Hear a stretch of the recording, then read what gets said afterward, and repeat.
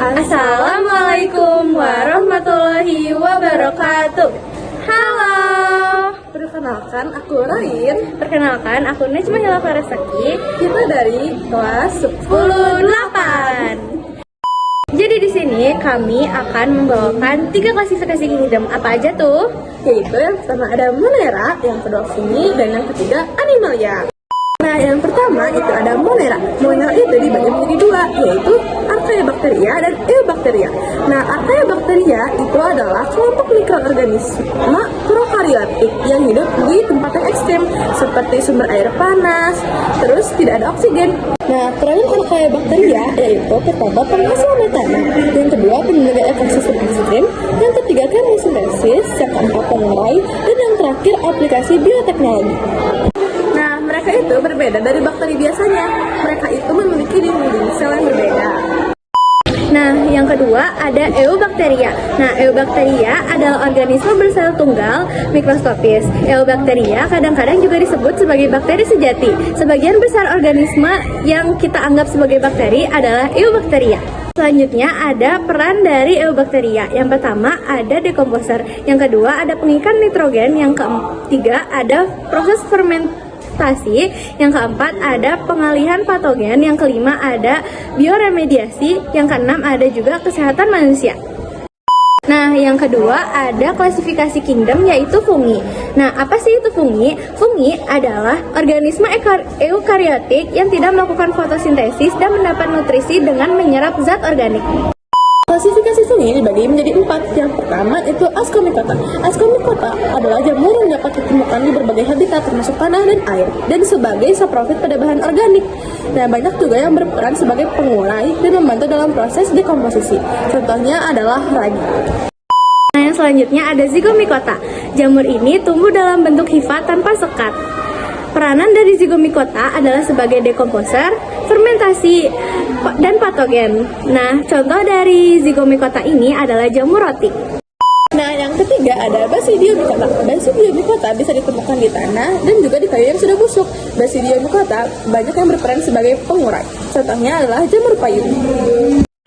Nah, yang selanjutnya ada Deuteromycota. Nah, jamur ini umumnya dikenal sebagai jamur pengurai, berperan penting dalam dekomposisi bahan organik. Nah, beberapa spesies dapat menjadi patogen bagi tanaman dan juga hewan. Contoh terkenal dari kelompok ini adalah Aspergillus. Nah, yang ketiga ada Animalia. Animalia dibagi menjadi 9 klasifikasi. Nah, selanjutnya ada Coelenterata. Coelenterata termasuk kelompok hewan yang tidak memiliki tulang belakang, yaitu invertebrata. Klasifikasinya ada Hydrozoa, Cyphozoa, Cubozoa, dan Anthozoa.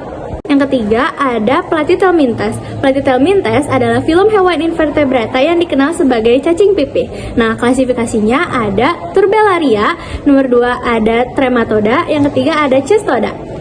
Nah, selanjutnya ada Nematohelminthes. Nematohelminthes adalah kelompok cacing yang hidup di berbagai lingkungan, bisa di perairan, di daratan, maupun di tubuh makhluk hidup sebagai parasit. Nah, klasifikasinya ada Nematoda, Nematomorpha, dan Priapulida. Selanjutnya ada Annelida. Annelida adalah filum luas yang terdiri dari cacing bersegmen. Contohnya yaitu ada pacat, cacing tanah, dan juga lintah. Nah, Annelida ini terdiri dari 3 klasifikasi. Yang pertama ada Polychaeta, yang kedua ada Oligochaeta, yang ketiga ada Hirudinea. Nah, selanjutnya ada Mollusca. Mollusca adalah kelompok hewan invertebrata atau hewan tanpa tulang belakang yang berbadan lunak. Klasifikasinya yang pertama ada Amphineura, yang kedua ada Scapopoda, yang ketiga Gastropoda, yang keempat Cephalopoda, yang kelima Polychaetopoda. Klasifikasi yang ketujuh ada Arthropoda. Arthropoda adalah filum paling besar di dalam hewan dan mencakup serangga, seperti laba-laba, udang, lipan, dan juga hewan sejenis lainnya. Klasifikasinya ada Crustacea, Arachnoidea, 3 insekta, yang keempat ada Myriapoda. Selanjutnya ada Echinodermata. Echinodermata adalah filum hewan laut yang memiliki tubuh berbentuk radial simetri 5. Klasifikasinya ada bintang laut, ubur-ubur berbentuk polar, bulu babi, teripak yang memiliki tubuh silindris, bintang laut berbentuk seperti bunga. Klasifikasi terakhir ada Chordata. Nah, chordata merupakan sekumpulan hewan yang memiliki tulang belakang. Nah, klasifikasinya meliputi yang pertama ada cephalochordata, yang kedua ada urochordata, Sekian dari kami, mohon maaf jika ada kesalahan. dan semoga bermanfaat. Wassalamualaikum warahmatullahi wabarakatuh.